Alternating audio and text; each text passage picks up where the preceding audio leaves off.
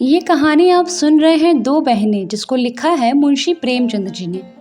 कहानी अगर अच्छी लगे आपको तो प्लीज़ लाइक शेयर कमेंट ज़रूर करिएगा और चैनल पर नए हैं तो सब्सक्राइब करना मत भूलिएगा। दोनों बहनें 2 साल के बाद एक तीसरे नातेदार के घर मिली और खूब रो धोकर खुश हुई तो बड़ी बहन रूप कुमारी ने देखा कि छोटी बहन राम दुलारी सिर से पांव तक गहनों से लदी हुई है। कुछ उसका रंग खुल गया है, स्वभाव में कुछ गरिमा आ गई है और बातचीत करने में ज्यादा चतुर हो गई है। कीमती बनारसी साड़ी और बेलदार उन्नावी मखमल के जम्पर ने उसके रूप को और भी चमका दिया। वही राम दुलारी लड़कपन में सिर के बाल खोले फूहड़ से इधर उधर खेला करती थी। अंतिम बार रूप कुमारी ने उसे उसके विवाह में देखा था 2 साल पहले। तब भी उसकी शक्ल सूरत में कुछ ज्यादा अंतर न हुआ था। लंबी तो हो गई थी मगर थी उतनी ही दुबली, उतनी ही फूहड़, उतनी ही मंदबुद्धि। जरा जरा सी बात पर रूठने वाली, मगर आज तो कुछ हालत ही और है, जैसे कली खिल गई हो। और यह रूप इसने छिपा कहाँ रखा था?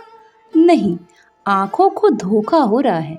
यह रूप नहीं, केवल आंखों को लुभाने की शक्ति है। रेशम और मखमल और सोने के बल पर वह रूप रेखा थोड़े ही बदल जाएगी, फिर भी आंखों में समाई जाती है।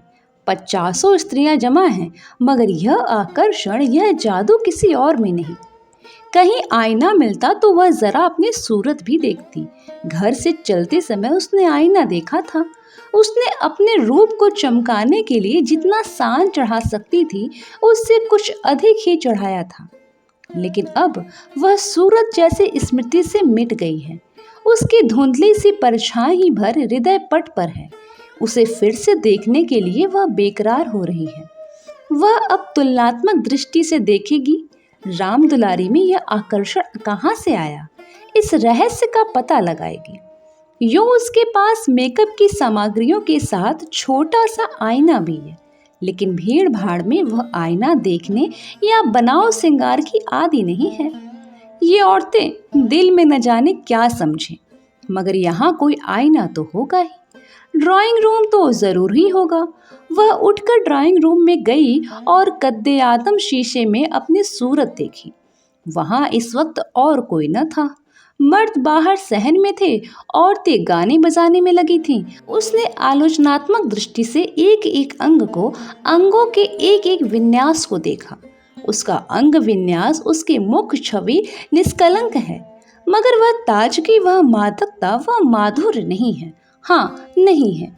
वह अपने को धोखे में नहीं डाल सकती। कारण क्या है? यही कि राम दुलारी आज खिली है, उसे खिले जमाना हो गया। लेकिन इस ख्याल से उसका चित्त शांत नहीं होता। वह राम दुलारी से हेठी बनकर नहीं रह सकती। ये पुरुष भी कितने गावदी होते हैं, किसी में भी सच्चे सौंदर्य की परख नहीं। इन्हें तो जवानी और चंचलता और हाव भाव चाहिए। आंखें रख कर भी अंधे बनते हैं। भला इन बातों का आपसे क्या संबंध? ये तो उम्र के तमाशे हैं। असली रूप तो वह है जो समय की परवाह न करे। उसके कपड़ों में राम दुलारी को खड़ा कर दो और फिर देखो, यह सारा जादू कहाँ उड़ जाता है। चुड़ैल सी नजर आए, मगर इन अंधों को कौन समझाए। मगर राम दुलारी के घर वाले तो इतने संपन्न न थे। विवाह में जो जोड़े और गहने आए थे वे तो बहुत ही निराशाजनक थे।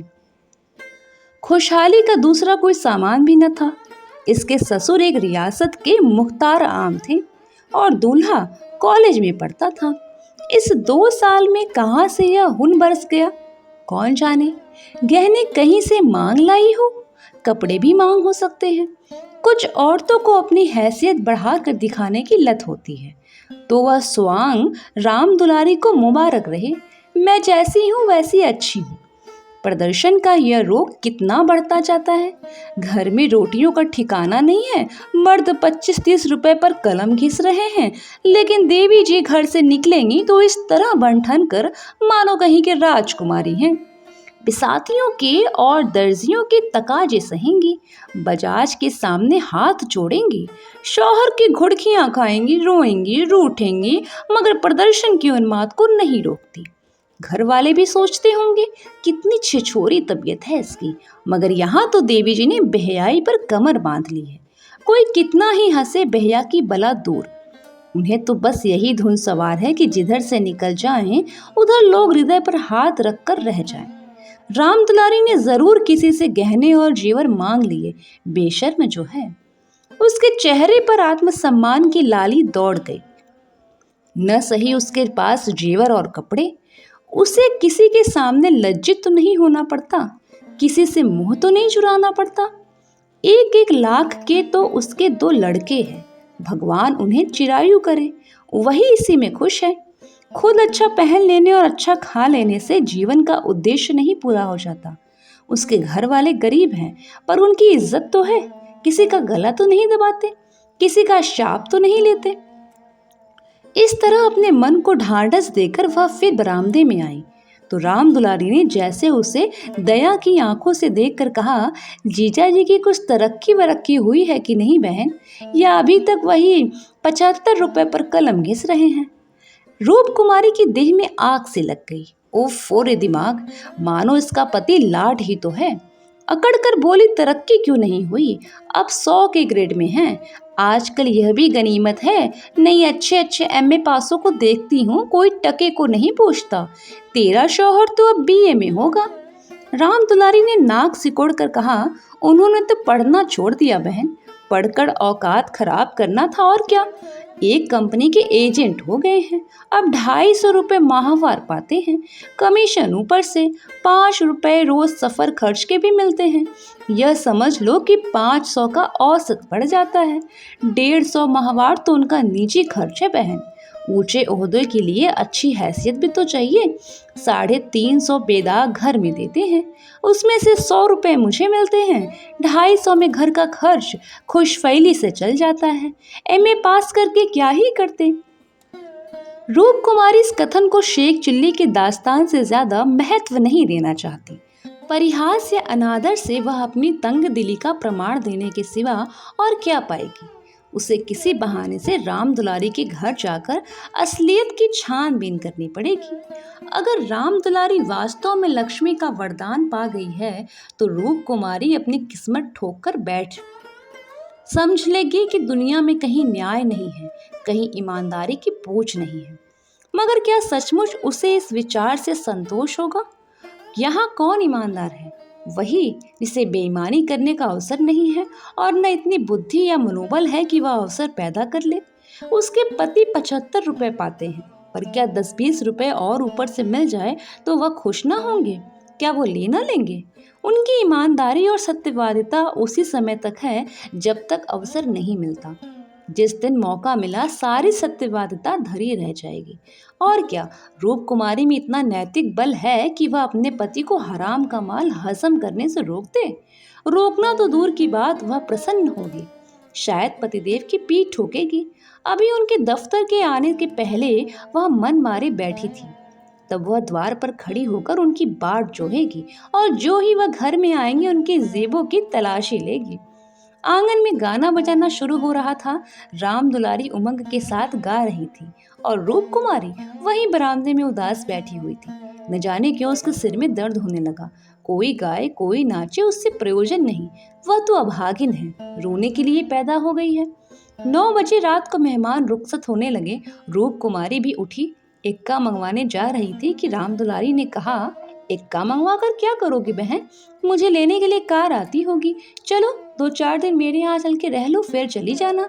मैं जीजा जी को कहला भेजूंगी, तुम्हारा इंतजार न करे। रूप कुमारी का यह अंतिम अस्त्र भी बेकार हो गया। राम दुलारी के घर जाकर हाल चाल की टोल लेने की इच्छा गायब हो गई। वह अब अपने घर जाएगी और मुंह ढांप कर पड़ी रहेगी। इन फटे हालों में क्यों किसी के घर जाए?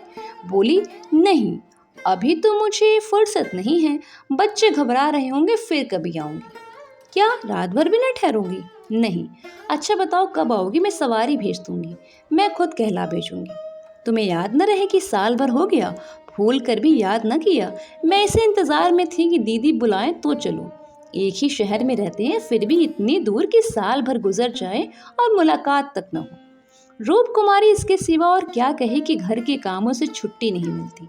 कई बार उसने इरादा किया कि दुलारी को बुलाए, मगर अवसर ही नहीं मिला। सहसा राम दुलारी के पति मिस्टर गुरु सेवक ने आकर बड़ी साली को सलाम किया। बिल्कुल अंग्रेजी, सच धज, मुंह में चुरुट, कलाई पर सोने की घड़ी, आंखों पर सुनहरी ऐनक, जैसे कोई सिविलियन हो। चेहरे से जेहानत और शराफत बरस रही थी। वह इतना रूपवान और सजीला है, रूप कुमारी को अनुमान न था। कपड़े जैसे उसके देह पर खिल रहे थे। आशीर्वाद देकर बोली, आज यहाँ ना आती तो मुझसे मुलाकात क्यों होती। गुरु सेवक हंसकर बोला, यह उल्टी शिकायत क्यों न हो, कभी आपने बुलाया और मैं न गया। मैं नहीं जानती थी कि तुम अपने को मेहमान समझते हो, वह भी तो तुम्हारा ही घर है। राम दुलारी देख रही थी कि मन में उससे ईर्ष्या रखते हुए भी वह कितनी वाणी मधुर, कितनी स्निग्ध, कितनी अनुग्रह प्रार्थनी होती जा रही है। गुरु सेवक ने उदार मन से कहा, हाँ अब मान गया भाभी साहब, बेशक मेरी गलती है। इस दृष्टि से मैंने कभी विचार ही नहीं किया, मगर आज तो मेरे घर रहिए। राम दुलारी बोली, मैं कितना कह के हार गई, मानती ही नहीं। नहीं, आज बिल्कुल अवकाश नहीं है, फिर कभी आऊंगी।